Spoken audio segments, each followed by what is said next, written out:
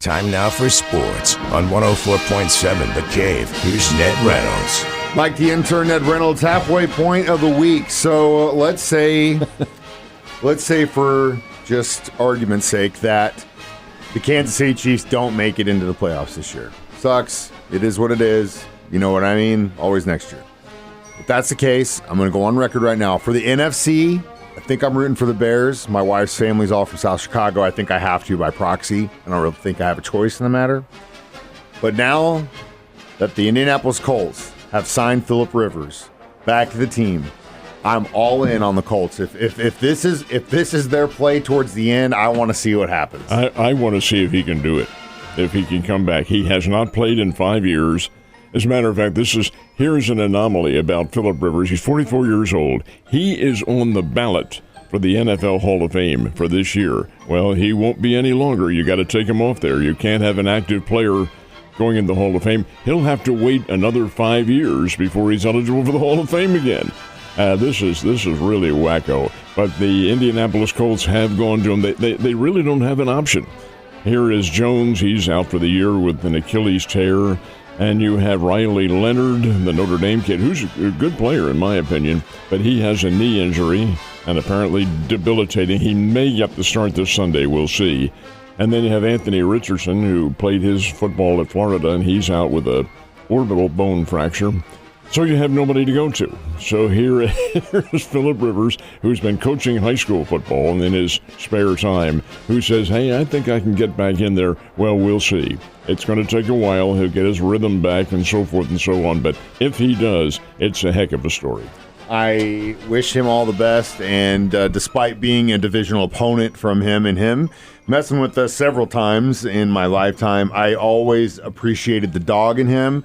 And that, you know, playing football, growing up, all that stuff, you can train, you can build your body, you can lift weights, you can do all that stuff, but you cannot teach heart, and Phillip Rivers has a mountain of it. And you got to recognize it, man. And he was a rival. 16 years with the San Diego Chargers, and they were San Diego back then. 16 with them, and then 1 year with the Colts, and that's where he retired. That's 5 years ago. That was 2020. And he has not played, or at least actively played since. It's going to be a heck of a challenge, but I love it. It's a throwback to, well, not really the old days as such, but it's a lot of fun. So obviously, oldest quarterback to ever play the game on the field at the time was George Blanda. How old was he? 48.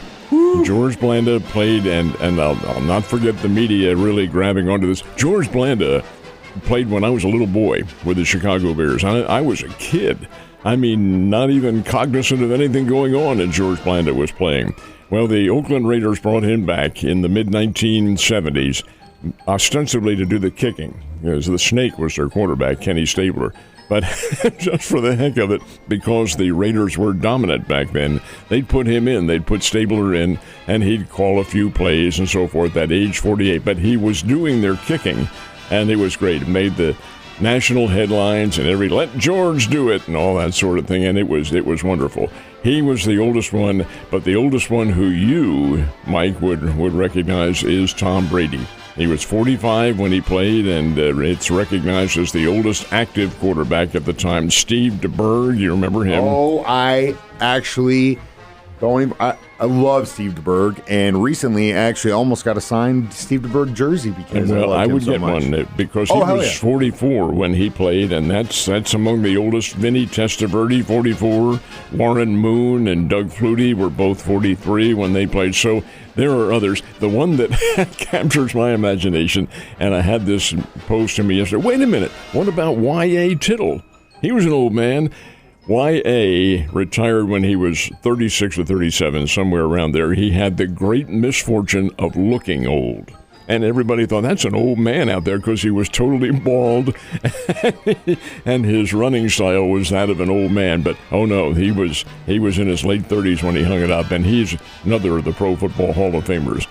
Passed away, 2 years ago, I think it was. Back to DeBerg. He...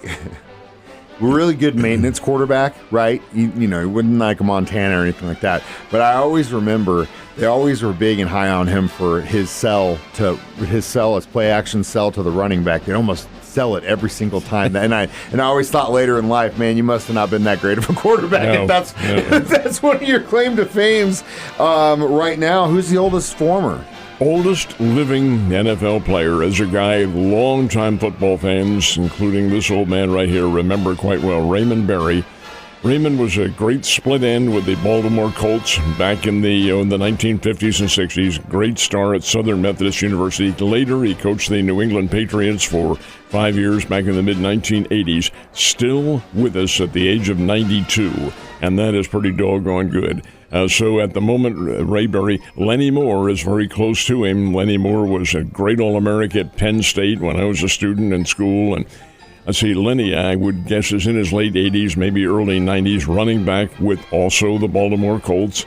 The Baltimore Colts back then, they were big-time, really big-time football team, and dominated along with the Packers and some of the other teams. It was one of the top home run sluggers that baseball had this year. Really kind of a surprise he signed to his old team? No, not at all. It was pretty much expected that he would re-sign with Philadelphia. He is Kyle Schwarber, and he re-upped with the Phillies for a cool 5 years and $150 million. That figures out to about $30 million a year.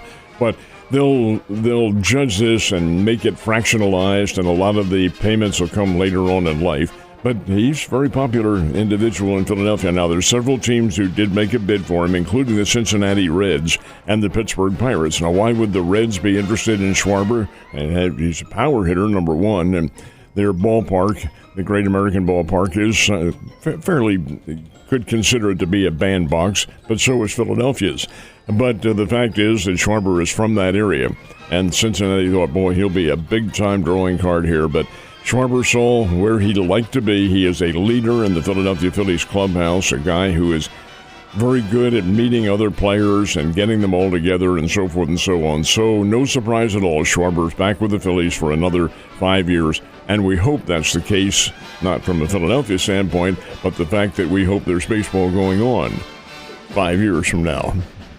We've got the Associated Press Male Athlete of the Year. This is all over all sports, correct? This is all sports. And who was the big winner? Third straight year. Really? Shohei Ohtani. Well, I mean, I that performance this year, I'm not a Dodgers fan, not even in the slightest. I hate the fact that those guys could buy a team like that, whatever. But that one game in the postseason is literally 100-year. You only going to see that every 100 years if you're lucky. Pitching and batting and winning and throwing a shutout and a complete. Come on, this is inhuman. I was reading a story the other day about how they're introducing in college now studies of UFOs and things like that. And there's very serious thought that there may be among us. Right they're now. Here, buddy. He's one of them. He's not from this planet. He's one of the lizard people? He is not from this planet at all. The guy. Now, this is the third straight year he's won the Associated Press Award, but it's the fourth time overall. And there's only been a handful of others who've won the award 4 times, Tiger Woods being one of them. This guy, 55 home runs. That's one behind Schwarber. 55 home runs, 102 RBIs. Started 14 games as a pitcher. He was 1-1 with a 2.87 ERA. 62 strikeouts in that time period. This guy's inhuman.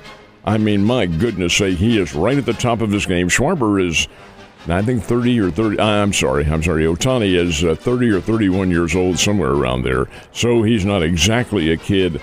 But my goodness sake, is he ever doing it? So 3 straight years, male athlete. The female athlete of the year will probably be named today. It's Associated Press, and they're the ones who are the paragon of all the awards and rankings and so forth and so on. I'm guessing if it's not Caitlin Clark, it'll probably be Paige Beckers or somebody of that nature.